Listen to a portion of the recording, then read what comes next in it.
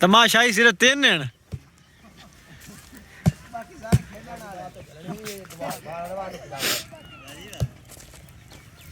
जाकिर मियां उमर साहब बिस्मिल्लाह क्या हाल चाल है ठीक अर्ज काट क्या हाल है मोटरसाइकिल तो फंस गई है निकली नहीं सिन्नी है